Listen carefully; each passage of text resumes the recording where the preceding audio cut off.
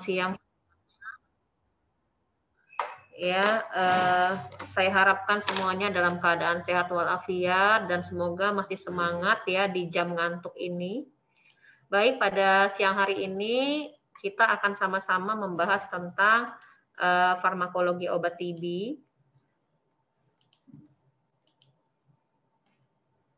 Ya, yang disampaikan oleh Prof. Rozaimah di kelas A dan saya di kelas B.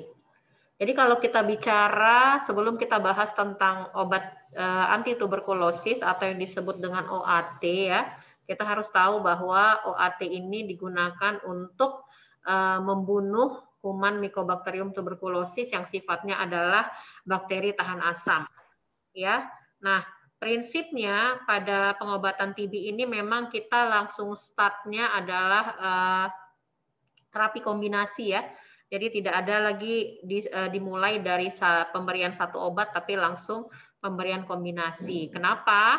Nah, ada alasannya kenapa harus langsung diberikan terapi kombinasi. Ini kita refresh sedikit mengenai klasifikasi daripada TB paru ya. Karena terkait dengan pemberian terapi kombinasi yang akan diberikan itu tergantung dari diagnosa TB parunya. Jadi kalau kita lihat di sini ada suspek TB paru, ya TB paru dan pasca TB paru. Nah kalau kita lihat, nah ini adalah ya ini terkait nanti dengan pemberian OAT-nya, obat anti tuberkulosisnya, ya. Kalau dia masuk ke dalam suspek TB paru, maka yang diberikan adalah OAT kategori pertama, ya. Sementara kalau dia kasusnya adalah TB paru, ya, maka yang bisa diberikan adalah OAT kategori kedua ya, dan pasca TB paru ya, ini yang tidak diberikan OAT sama sekali. Nah, kalau kita lihat perkembangan daripada penggunaan obat anti tuberkulosis di Indonesia ya, jadi setelah kita tahu tadi pembagian daripada TB paru tadi ya, maka kita lihat ya untuk pemberian OAT kategori pertama regimennya adalah ini ya, jadi 2 RHZE ya selama 2 bulan pertama, kemudian 4 bulan berikutnya adalah isoniazid dan rifampicin, atau ya jadi ada 2 alternatif, bisa yang ini ya atau yang ini.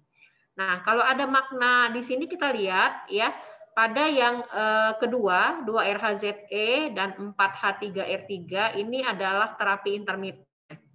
Jadi kalau yang pertama 6 bulan ini setiap hari minum obat ya, tapi kalau yang jenis regimen yang kedua ya, kombinasi yang kedua ini hanya 2 bulan dia minum obat setiap hari.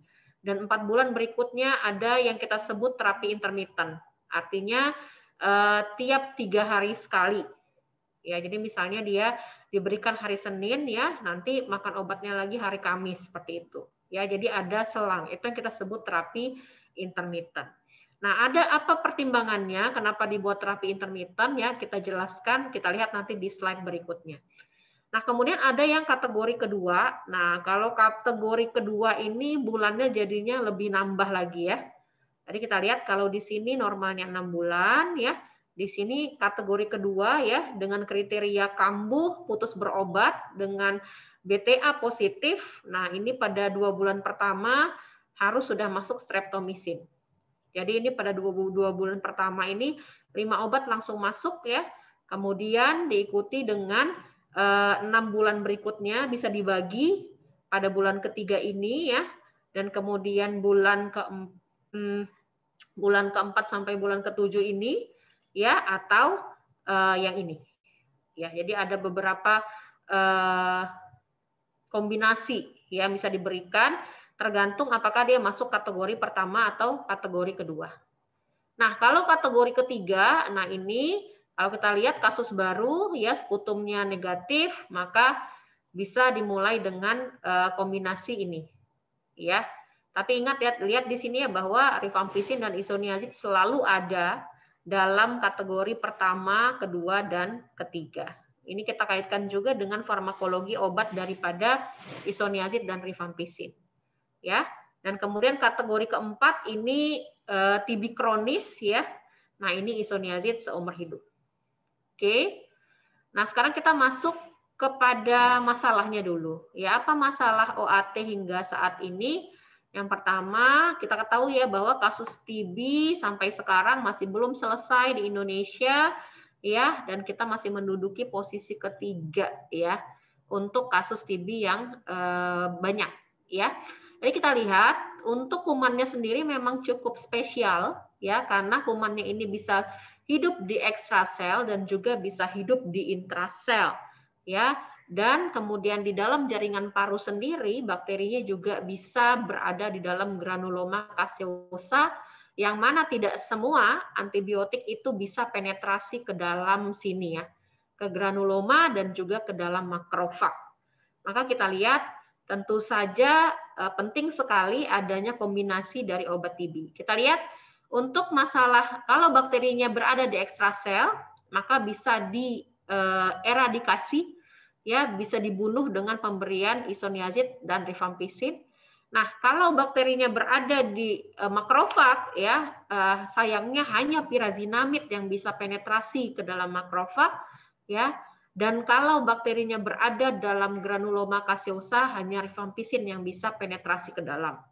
Ya, that's why pada pemberian obat TB itu kita start minimal dengan 2 macam obat, ya, dengan pertimbangan karena adanya pertumbuhan bakteri yang tidak hanya ada di ekstrasel. Dan kemudian kita lihat, nah ini kumannya pintar ya, jadi pada saat pasiennya tidak rutin makan obat atau dosisnya subterapi, ya, maka ini bisa menimbulkan masalah baru, yaitu resistensi sehingga timbul MDR. MDR ini adalah multi drug resistant ya. Sampai tahun 2021 untuk TB sendiri sudah ada kasus XDR. XDR itu extensively drug resistant TB ya, artinya dia sudah bukan hanya resisten terhadap obat TB lini pertama, tapi juga lini kedua. Ya.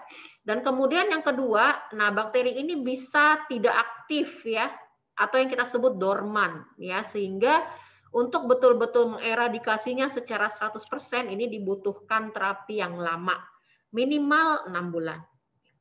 Masalah ketiga, nah ternyata obat TB sendiri ini juga pada penggunaan jangka lama juga menimbulkan berbagai efek samping yang kadang-kadang intolerable pada pasien. Nah ini yang kalau yang intolerable ini yang jadi masalah. Sementara obat TB yang paling bagus itu adalah obat TB yang lini pertama. Nah kemudian berikut yang poin keempat, nah ini karena makannya harus lama ya, minimal 6 bulan setiap hari ya. Nah jelas kepatuhan pasien ini pasti menurun ya. Jadi kalau pasiennya benar-benar nggak disiplin ya, benar-benar nggak sabar ya, karena memang kalau kasus TB-nya ini memang betul ya, kalau misalnya kan memberikan obat TB dan betul itu memang pasien itu TB ya, biasanya recovery-nya cepat ya. Jadi pada saat datang ke kita keluhannya batuk-batuk ya, demam subfebris, kemudian berkeringat malam ya, makan kurang nafsu seperti itu. Ya, begitu diberikan obat TB itu biasanya dalam 1 bulan recovery-nya bagus ya. Jadi banyak sekali perubahan, perbaikan yang terjadi pada pasien sehingga pada bulan kedua biasanya pasien sudah mulai malas untuk rutin lagi mengkonsumsinya setiap hari. Nah, ini poin keempat ini juga yang cukup berat ya, karena memang mereka harus mengkonsumsi sampai 6 bulan ya. Oke. Sekarang kita lihat dulu. Sebelum kita masuk ke OAT-nya, apa sih pertimbangannya? Kenapa harus kombinasi dari awal? Ya, jadi untuk kuman TB ini ya memang ada istilahnya rise and fall fenomena ya, fenomena bangkit dan tenggelam ya, bangkit dan tenggelam. Oke, jadi bangkit ini yang kita bicarakan dulu yang fall ya. Jadi pada saat diberikan obat TB ya, kita lihat bakteri yang sensitif ini seiring dengan berjalannya waktu akan semakin menurun, akan semakin habis ya. Tapi ternyata ya ada juga yang rise ya, seiring berjalannya waktu ya, bakteri yang ada kemungkinan untuk bisa mengubah enzimnya kah atau mengubah struktur mengubah struktur proteinnya sehingga akhirnya dia menjadi bakteri yang resisten ya. Sehingga akhirnya bakteri yang resisten ini juga ada kemungkinan untuk muncul seperti itu.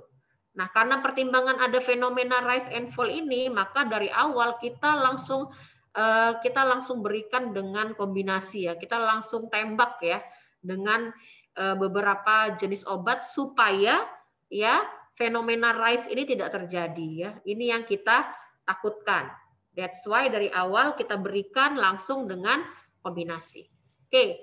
Sekarang untuk OAT itu ada 2 ya. Jadi untuk obat antituberkulosis itu ada yang kita sebut lini pertama, ada yang kita sebut lini kedua. Nah, kalau kita bilang lini pertama apa saja obatnya? Inilah yang common digunakan karena memang lini kedua itu tidak lebih bagus daripada lini pertama ya. Jadi memang kalau sudah terdiagnosa TB kita harus start dari lini pertama. Apa itu? Ya RHZES. Ya, kalau saya menghafalnya dari rifampicin dulu. RHZES, rifampicin, isoniazid, etambutol, pyrazinamid, dan streptomycin. Kita akan bahas satu-satu. Kita mulai dulu dari isoniazid. Nah, kalau bicara tentang antibiotik, maka ada sifat antibiotik yang kita harus tahu. Ya, yang pertama itu adalah antibiotik bisa dibagi berdasarkan kemampuannya untuk membunuh ya, yang kita sebut dengan bakterisidal atau bakteriostatik. Ya, oke. Jadi dalam hal kemampuannya membunuh, antibiotik bisa kita bagi menjadi bakterisidal atau bakteriostatik. Kalau bakterisidal artinya antibiotik tersebut mempunyai kemampuan untuk membunuh kuman secara cepat. Ya.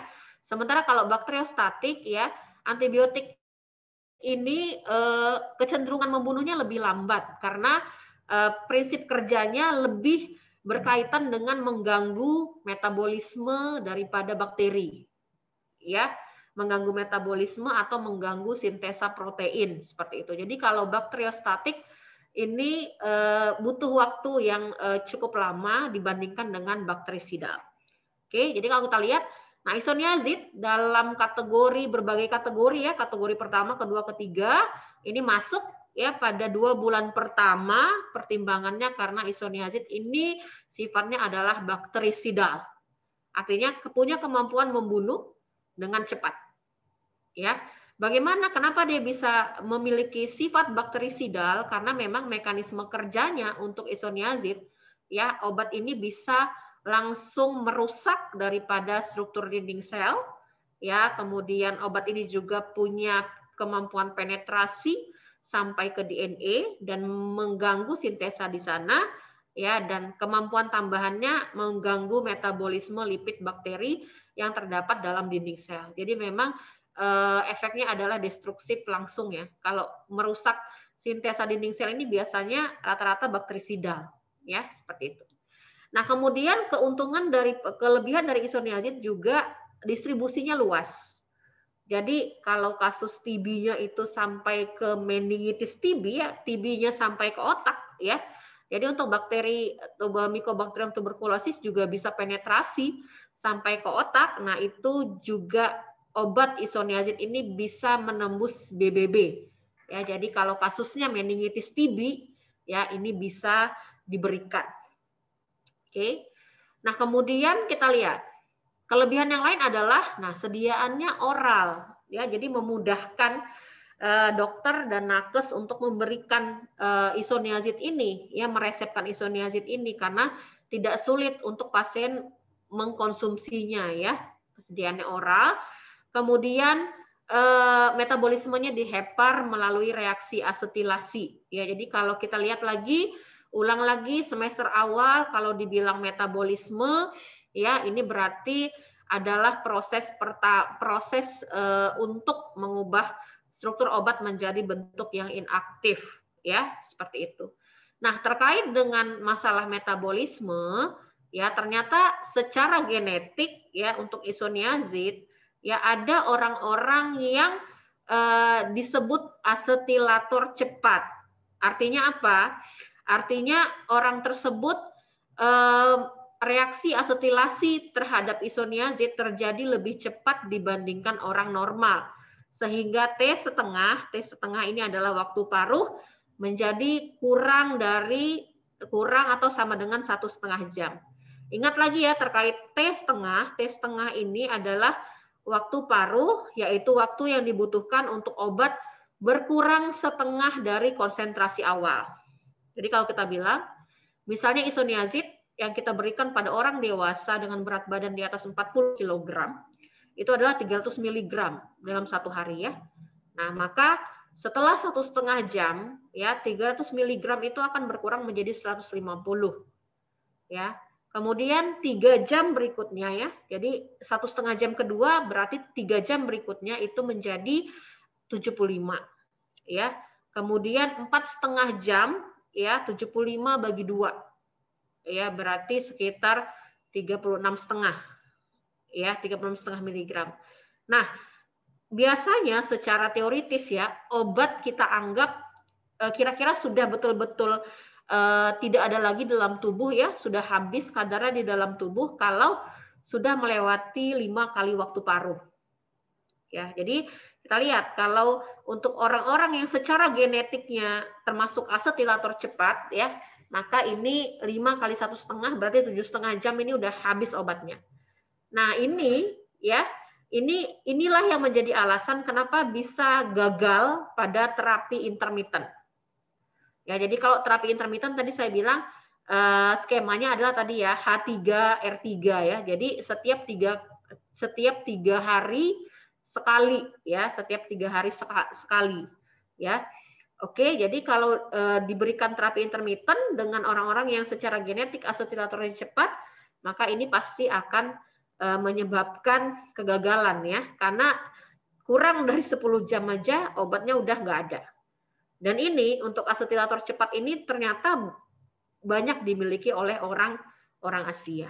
Ya, jadi untuk resistensi TB sekarang ini memang rata-rata sudah berkembang, isunya adalah ada perbedaan secara genetik seperti itu. Ya, kenapa orang yang rutin tiap hari makan obat TB ya tapi sama-sama ya makan obat TB statnya sama, regimennya sama ya udah diukur secara berat badan ya, yang mana dosisnya sudah tepat tapi kok responnya berbeda. Nah, jadi ada beberapa jurnal sekarang menyatakan bahwa untuk resistensi TB salah satunya ini ya. Jadi secara genetik juga berperan. Ya, terutama pada isoniazid. Oke. Nah, kemudian ya, lalu kemudian terkait dengan isoniazid ini yang paling sering adalah hepatitis dan neuropati perifer. Ya, jadi biasanya memang pada sediaan regimen obat TB yang combine atau kombi-pack ya, kombinasi biasanya sudah dimasukkan sediaan vitamin B1 dan B6. Ya, atau kalau dokter meresepkan tablet isoniazid sendiri, biasanya dokter juga tidak lupa untuk meresepkan multivitamin yang berisi B1 dan B6. Jadi biasanya vitamin B1 dan B6 itu diberikan tujuannya adalah untuk mengatasi apabila terjadi efek samping neuropati perifer ya, dan ini common sekali dijumpai pada pemberian isoniazid selain hepatitis ya. Jadi kalau hepatitis ini biasanya nanti pasiennya datang udah kuning ya, ikterus, jaundice, kemudian kita periksa labnya ya SGOT dan SGPT meningkat. Ya, jadi biasanya kalau kapan di stop dok obatnya, biasanya kalau SGOT, SGPT sudah di atas daripada 5 kali ditambah lagi dengan gejala klinisnya kelihatan ya ikterus, jaundice ya, maka biasanya harus di stop gitu ya. Cuman ini jadi dilema juga karena isoniazid ini termasuk kalau kita bilang jawaranya ya, termasuk jawaranya dari golongan obat TB. Oke. Poin 3 sampai poin 6 ini bisa terjadi tapi sangat jarang. Ya, jadi memang poin kedua dan poin pertama ini yang lebih common terjadi pada pemberian isoniazid. Oke, selesai untuk isoniazid, kita masuk ke rifampicin. Nah, rifampicin ini juga termasuk jawaranya ya. Makanya kalau kita lihat di 2 bulan pertama ini selalu berdampingan, ini duet maut. Rifampicin dan isoniazid. Kenapa? Sama ya. Jadi sifatnya juga bakterisid ya. Jadi bakterisid ini artinya memang kemampuan membunuhnya cepat ya, seperti itu. Kenapa bisa kalau untuk rifampicin dia lebih langsung ke enzim yang berguna untuk sintesa DNA. Ya, jadi kalau isoniazid tadi kan masalah dinding sel bisa dipengaruhi, sintesa DNA bisa dipengaruhi. Nah, kalau rifampicin memang dia langsung ke DNA dependent RNA polimerase, ya seperti itu. Yang kaitannya nanti ke sintesa DNA. Oke. Dan kemudian ini bakteri gram positif, bakteri gram negatif bisa dibunuh semua oleh rifampicin ini. Dan kalau kita lihat kenapa sering duet maut dengan isoniazid, ya karena begitu dikombin ya ini bagus sekali kemampuan membunuhnya, ya jadi sinergis ya.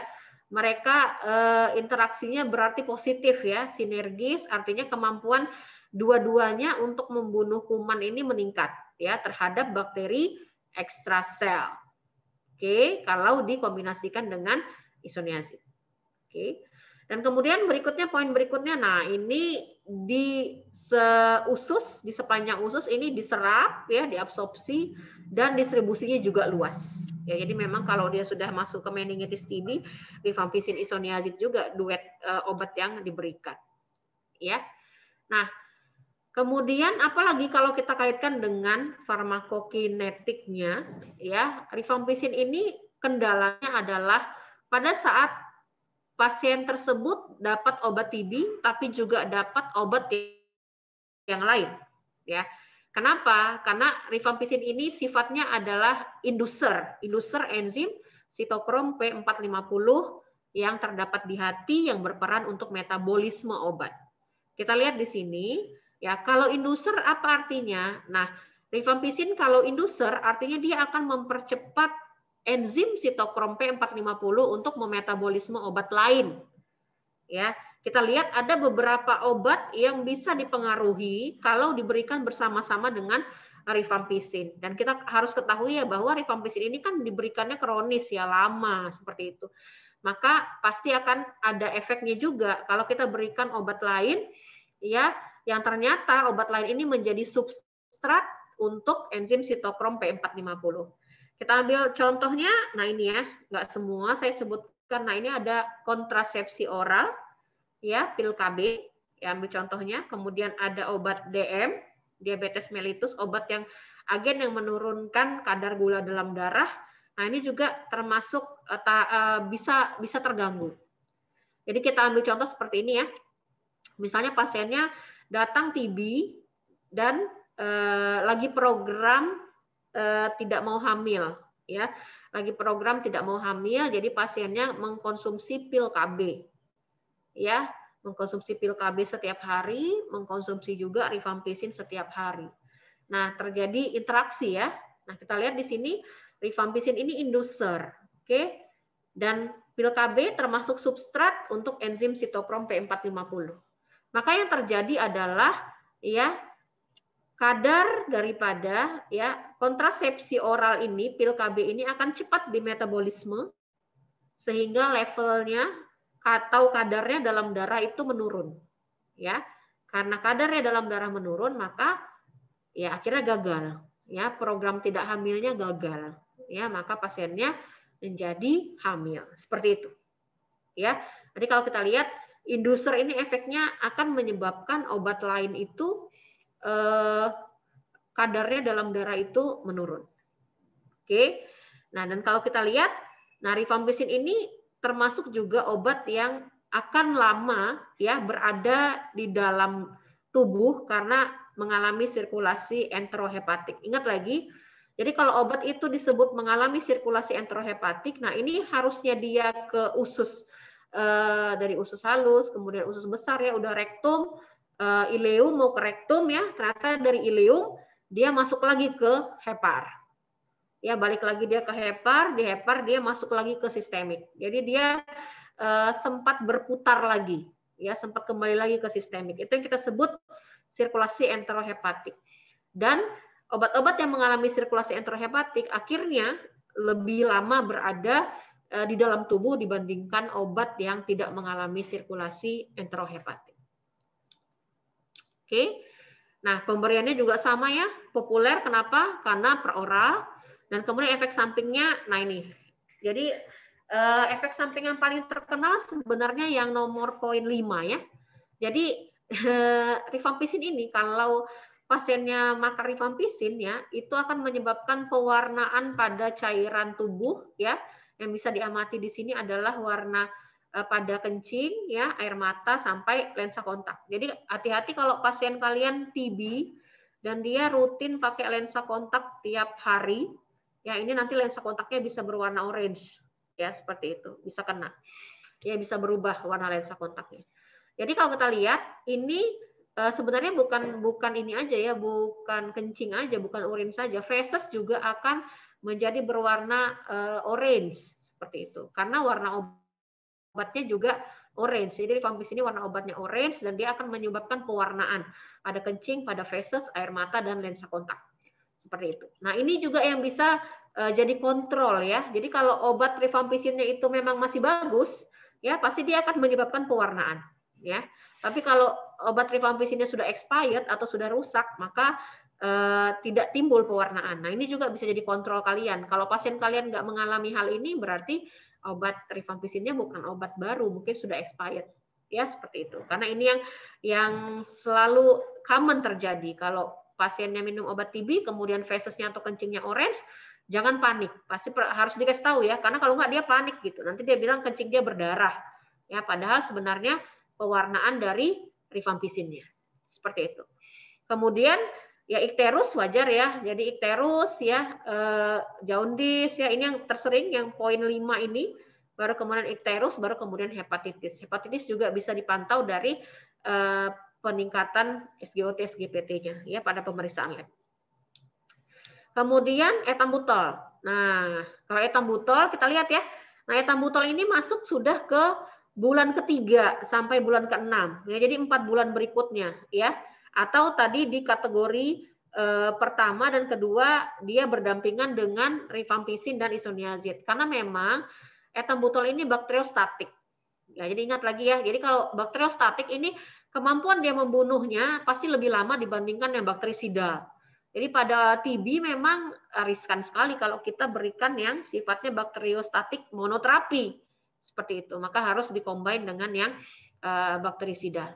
Ya, seperti itu. Bakteriostatik kerjanya dengan menghambat sintesa arabinoglikan bakteri. Nah, ini juga kelebihannya untuk obat TB ini alhamdulillah absorpsinya bagus ya di sepanjang saluran cerna dan distribusinya luas seperti itu ya. Jadi memang makanya tadi saya bilang lini pertama ini sebenarnya sudah jawaranya dari golongan obat TB.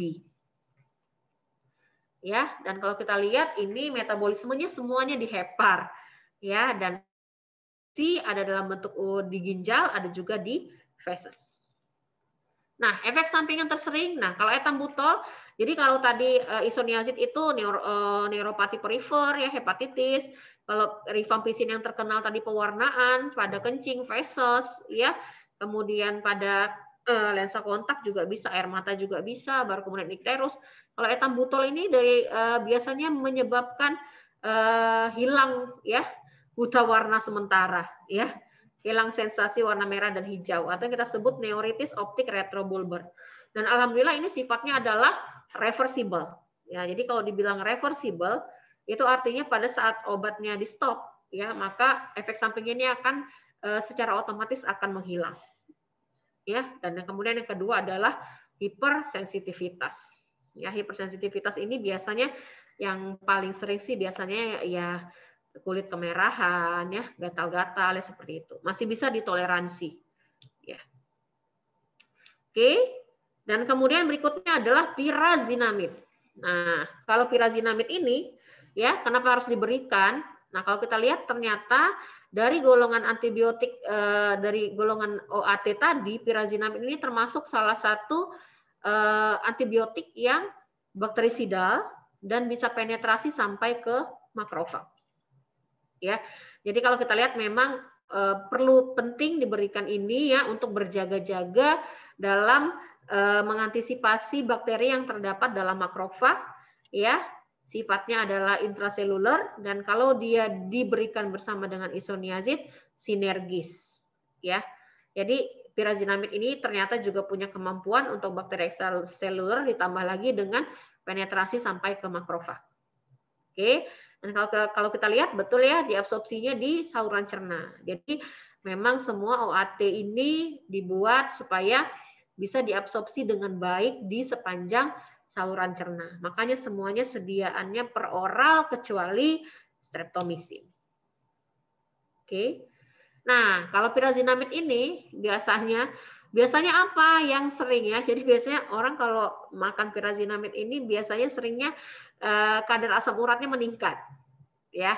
Jadi yang punya gout arthritis ya, yang kondisinya sudah tinggi kadar asam uratnya, ya ini biasanya diberikan pirazinamid ini akan menyebabkan peningkatan ya memperparah gejala karena hiperurisemia ya, karena obat ini menghambat ekskresi asam urat ya. Jadi kalau yang diberikan pirazinamid harus ingat kalau masalah asam urat ini adalah efek samping daripada pirazinamid. Dan kemudian juga hepatitis. Ya, tapi memang yang common yang poin ketiga biasanya. Kemudian yang terakhir dari lini pertama adalah streptomycin. Nah, kalau kita lihat streptomycin ini dia bakteriostatik ya. Jadi streptomycin ini termasuk golongan antibiotik golongan aminoglikosida yang pada dosis rendah dia sifatnya bakteriostatik tapi begitu ditingkatkan dosisnya maka jadinya bakterisidal ya, membunuh. Ya, jadi kalau kita lihat streptomycin ini bekerja dengan cara menghambat sintesa protein dengan menghambat ribosom subunit 30S. Ya, jadi kalau ingat ya, kalau bakteri itu dia ribosomnya itu subunitnya 30S dan 70S. Ya, kalau manusia, ribosom manusia itu biasanya subunitnya 40 dan 60. Ya, jadi berbeda. Nah, ini terutama ekstrasel, jadi artinya dia tidak masuk ke makrofag. Dan ini yang tadi saya bilang, ya untuk lini pertama yang satu-satunya yang diberikan secara parenteral adalah streptomycin.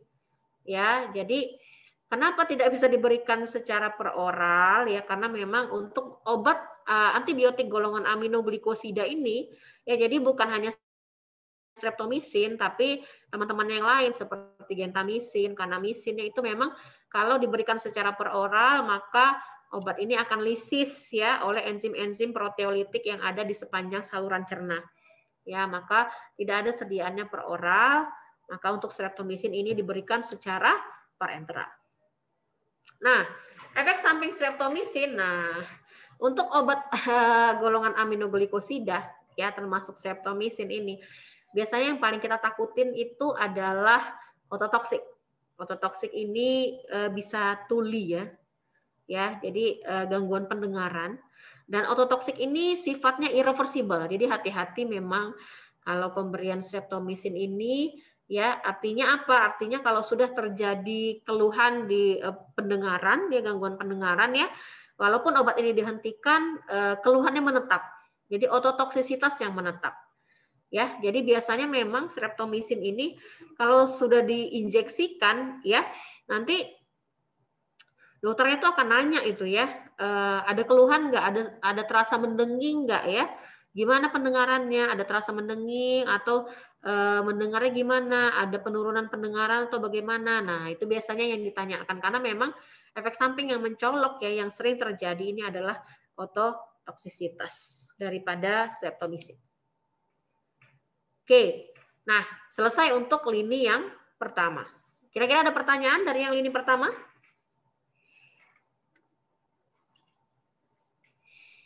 Izin bertanya dokter. Ya, silakan Anastasia.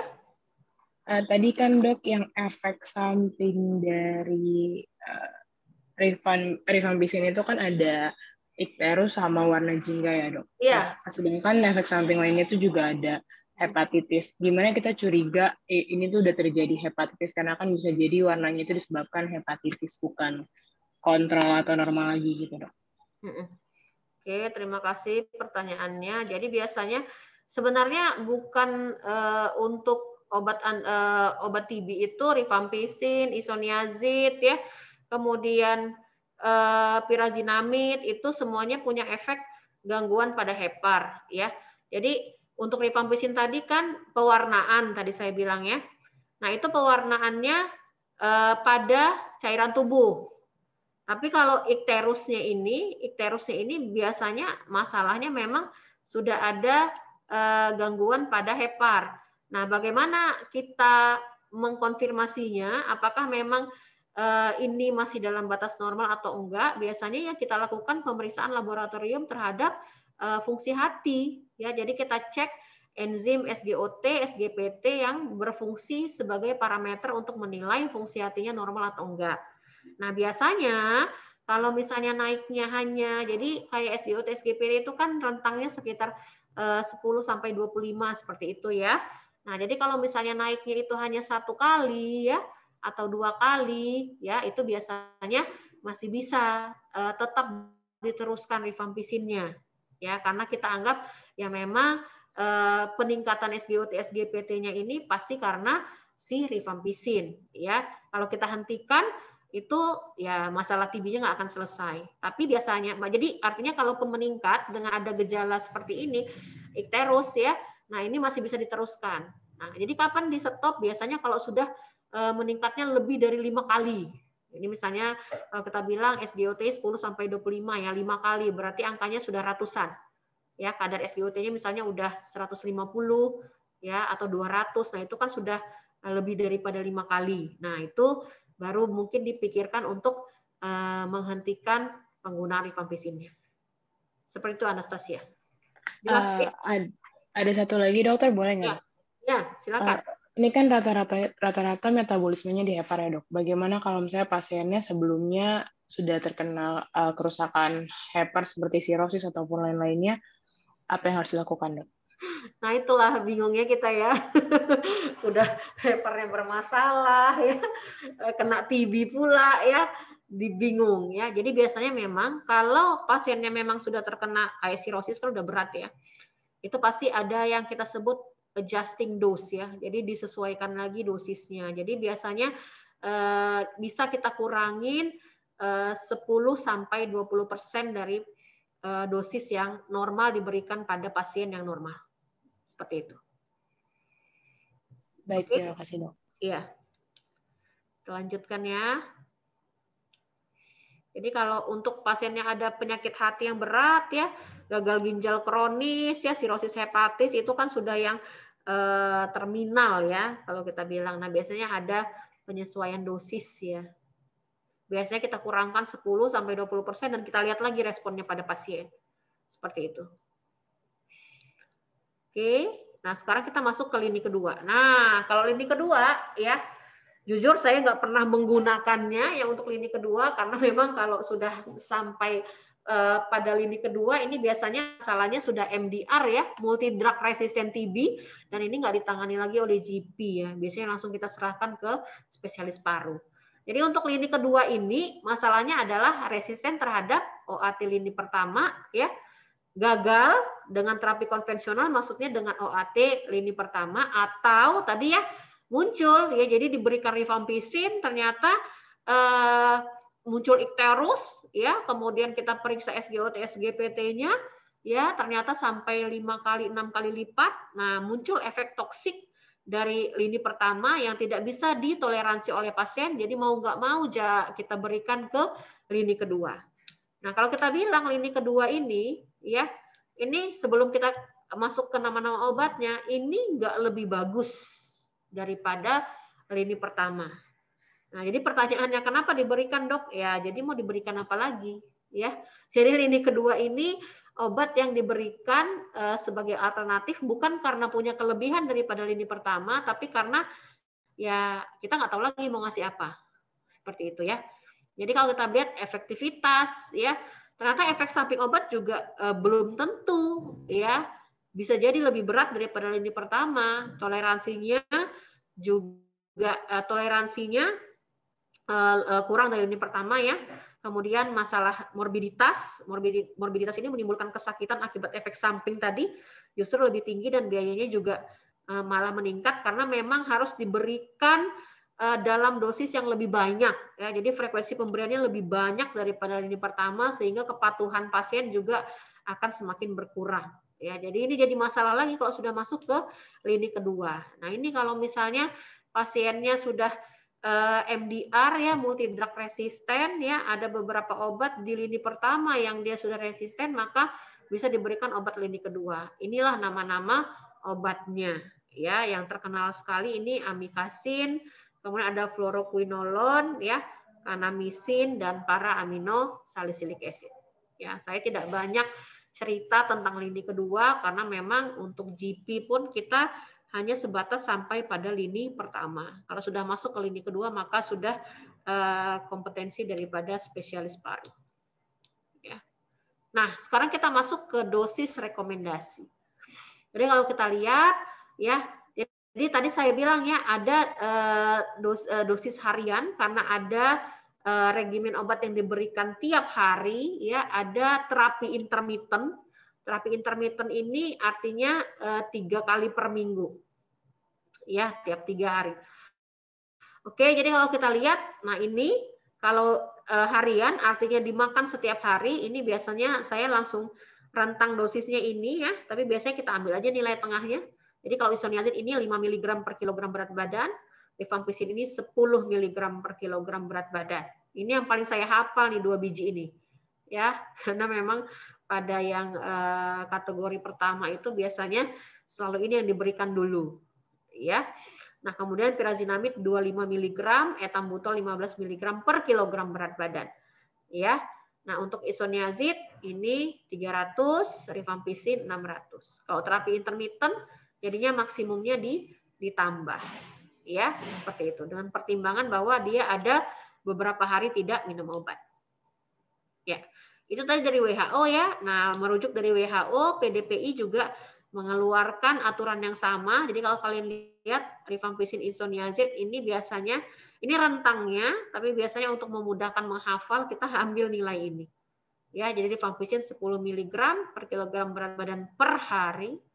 Ya, ini isoniazid 5 mg per kilogram berat badan per hari. Kalau ini per kali ya, karena intermittent tidak tiap hari.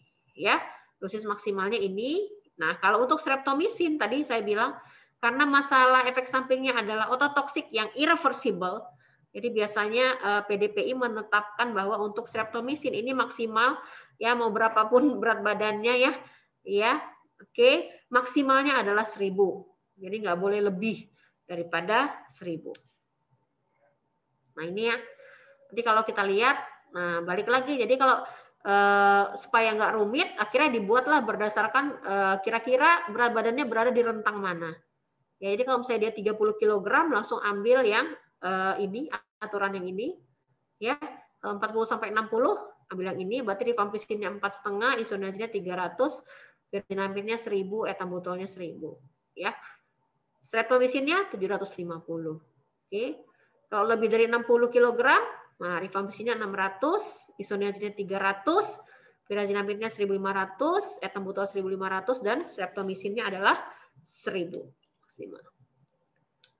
Nah, terapi intermittent OAT, nah kenapa boleh diselang ya 2 atau 3 hari ya? Karena ada yang namanya fase lag ya, lag phase. Artinya ternyata Mycobacterium tuberculosa ini bisa berhenti sementara metabolismenya. Ya, bisa diam dia sementara selama maksimal 72 jam. Ya, jadi dengan adanya lag phase ini, maka ada rasionalisasi kita berikan dengan berjarak ya, tapi ini hanya boleh dilakukan pada saat sudah masuk bulan ketiga ya. Oke, jadi bulan ketiga, bulan ke-6 bisa masuk intermittent terapi dan ini dilihat lagi ya, dilihat lagi kepatuhan pasiennya ya. Jadi kalau dia 2 bulan pertama itu juga sudah kacau minum obatnya, ya kalau bisa jangan intermittent terapi ya, tetap juga 4 bulan berikutnya tiap hari ya seperti itu. Tapi pertimbangan kenapa boleh diselang adalah ini ya, adalah lag phase. Oke. Nah, untuk interaksi OAT, nah tadi interaksi OAT tadi yang populer sekali tadi ya, rifampicin dengan beberapa obat ya, karena rifampicin sifatnya inducer. Nah, kemudian kalau untuk isoniazid kita lihat, nah ini harus hati-hati kalau diberikan bersama dengan penitoin. Penitoin ini adalah antikonvulsan ya, yang mana bisa menyebabkan kadar kedua obat dalam darah ini meningkat dua-duanya. Nah, sementara penitoin ini juga efek sampingnya cukup banyak ya, sehingga kalau meningkat juga terkait dengan peningkatan efek samping. Nah, kombinasi dengan pirazinamid, nah ini sinergis ya, bagus.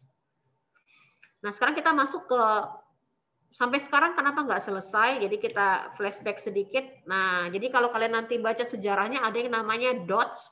Ini Direct Observed Therapy Short Course. Jadi ada program DOTS yang dikeluarkan pemerintah. Ini sebenarnya bahasanya keren ya, tapi sebenarnya aplikasinya sangat sederhana. Artinya apa? Artinya pasien kalau datang ke puskesmas seperti itu sudah terdiagnosa TB ya, maka dia harus datang minum obatnya di depan pengawas minum obat. Seperti itu. Ya. Jadi minumnya di depan PMO, pengawas minum obat. Nah, jadi ini diharapkan bisa meningkatkan kepatuhan pasien minum obat ya, sehingga terapinya bisa berhasil. Itu yang dimaksud dengan program DOTS. Ya, tapi sepertinya juga tidak menunjukkan hasil yang terlalu signifikan ya, karena memang kasus TB Indonesia masih cukup tinggi. Akhirnya dibuatlah terobosan yang kedua, yaitu dibuat fixed dose combination. Jadi kalau kalian lihat nanti cek di Google ya, ada nama obatnya Rimstar ya. Nah, itu adalah fixed dose combination, FDC. Artinya apa? Dalam satu tablet ada 2, 3, atau 4 obat. Jadi kayak Rimstar itu di dalamnya ada rifampicin, isoniazid, etambutol. Seperti itu. Ya.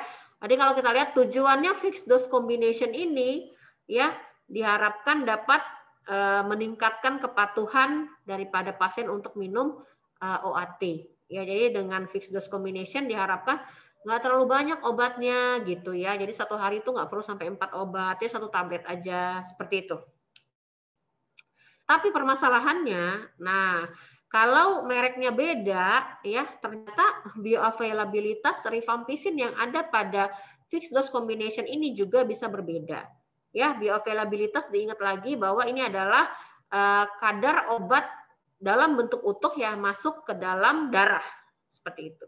Ya, jadi efek terapi ditentukan juga oleh bioavailabilitas. Kalau bioavailabilitas semakin tinggi, ya maka efek terapinya juga diharapkan akan semakin besar seperti itu. Oke. Nah, ini ya. Jadi masalahnya adalah pada bioavailabilitas rifampicin pada berbagai merek fixed dose combination. Jadi masalah. Nah, kalau kita lihat, nah jadi ada 2 nih, DOTS dan fixed dose combination. Ya, apakah benar compliance-nya? Harusnya compliance-nya meningkat ya, harusnya terapi TB berhasil. Tapi permasalahannya sampai sekarang juga masih jadi masalah ya. Kalau kita lihat, nah compliance ini, kalau compliance ini pasien hanya patuh saja tapi nggak punya pemahaman ya. Nah, ini biasanya kalau pasien compliance-nya tinggi, jadi artinya bisa jadi dia akan menghentikan obat sebelum waktunya. Nah, ini biasanya banyak yang jadi masalah. Jadi saya bilang, memang pasien TB kalau memang betul ya, dia TB dan kalian treat dengan OAT, itu 1 bulan cepat sekali recovery-nya. Ya, 1 bulan itu udah, nanti dia datang lagi gimana, berat badannya udah mulai naik, ya batuknya udah berkurang, tidur malam udah enak, nggak ada keringat malam, ya seperti itu. Enak dok gitu ya. Nah, jadi dia menganggap udah sembuh, ya akhirnya masuk bulan kedua udah mulai bolong-bolong minum obatnya. Nah, ini yang bisa, ini kalau pasiennya hanya patuh, compliance saja. Nah, ini memang pada TB sebenarnya harus kita terapkan edukasinya itu sampai ke level adherence ya. Nah, ini yang sangat sulit sekali sampai sekarang. Ya, jadi artinya pasien tuh tahu ya, patuh karena memang mengerti apa yang terjadi pada tubuhnya, mengerti TB itu seperti apa sehingga 6 bulan itu akan terus diminum obatnya. Seperti itu. Itu yang kita harapkan pada kasus TB ini. Ya. Jadi kalau kita lihat memang, nah konsep adherensi ini ya ini perlu betul-betul edukasi dari dokternya. Ya kalau kalian lihat TB itu kan masuk level 4 ya, TB tanpa komplikasi masuk SKDI level 4 yang artinya memang harus tuntas di fasilitas kesehatan tingkat pertama ya, di puskesmas seperti itu. Ya, tapi memang permasalahannya ya ini ya karena tadi mungkin kebanyakan pasiennya tingginya itu compliance ya, tapi nggak ngerti ya, maka akhirnya pada bulan kedua, bulan ketiga udah mulai kacau jadwal minum obatnya seperti itu. Oke, Jadi kalau kita lihat di sini kesimpulannya, ya kenapa harus terapi kombinasi dari awal? Karena kita tahu bahwa bakteri ini memang punya kekasan, ya, tidak hanya ekstrasel, tapi juga bisa intrasel, ya, dan ada fase dormannya, ya, kemudian bisa masuk ke bisa juga hidup di granuloma caseosa, di jaringan paru, seperti itu, sehingga memang dari awal harus kita tembak dengan kombinasi OAT supaya tidak timbul resistensi, sehingga kasusnya tidak berlanjut menjadi MDR dan jangan sampai juga jatuh ke XDR TB. Oke. Oke, kalau kita lihat, nah ini saya ambil kasus sedikit ya, supaya kalian bisa melihat nanti bagaimana cara menulis resep obat TB ya. Jadi kalau saya memang biasanya obat TB-nya saya tidak familiar dengan fixed dose combination. Ya, karena fixed dose combination itu dia dalam satu tablet itu dosisnya tidak saklek langsung 400 seperti itu enggak ya. Jadi memang harus kita hitung lagi jadinya ya, multiplikasi lagi dengan berat badan pasiennya. Saya lebih familiar dengan pemberian satu-satu. Ya, oke. Jadi kalau kita lihat ini kasusnya, nah apa yang harus dilakukan? Ya udah, tadi lihat aja panduannya, berat badannya 45 kg, maka aturan pakainya ambil yang 40 sampai 60 kg. Ya, maka di sini rifampicin-nya 450 mg, isoniazinnya 300. Nah, pirazinamidnya ini adalah 1000. Ya, tapi kenapa di sini tulis 500? Karena memang tablet yang available adalah tablet 500. Maka di sini dibuat 2. Ya, jadi sekali makan 2 tablet supaya dapat 1000. Etambutol juga seperti itu ya, tablet yang available yang 500 mg, sementara kita butuh 1000, maka di sini jadinya 2 tablet. S1 dari tab 2 ya, dan ini pemberiannya adalah untuk 1 bulan biasanya. Nah, jadi kalau di praktek pribadi bisa diresepkan untuk 1 bulan ya, seperti itu ya, maksimal ya 1 bulan, atau kalau memang mau lihat mau kontrolnya lebih bagus bisa juga dibuat 10 hari seperti itu. Ini tergantung lagi ya, disesuaikan dengan pemakaian 1 kali sehari. Oke, terima kasih atas perhatiannya. Ada pertanyaan sampai di sini?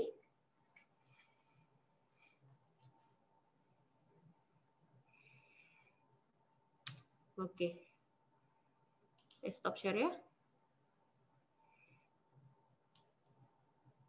Oke. Kalau tidak ada pertanyaan, pas ya, udah azan. Ya, kalau tidak ada pertanyaan, saya akhiri. Udah kita sampai hari ini. Ada pertanyaan, Asian? Sejauh ini tidak ada, Dok. Iya. Hasian memang harus dibuat prasarjana kedokteran ya? Oh, ini apa Iya. dari kampus, Dok, akunnya, Dok? Oh iya, saya pikir ada pegawai yang memang khusus untuk kontrolnya kan. Tadi saya lihat ada prodi sarjana kedokteran. Oke. Oke, kalau nggak ada, izin bertanya, Dokter. Silakan Agustina. Untuk neonatus, Dok, kan mungkin saja infeksi positif TB. Nah, untuk OAT-nya apakah sama dengan dewasa, Dok? Kan mungkin metabolismenya rata-rata di HEPA, dan HEPA di neonatus pun belum sempurna juga, Dok.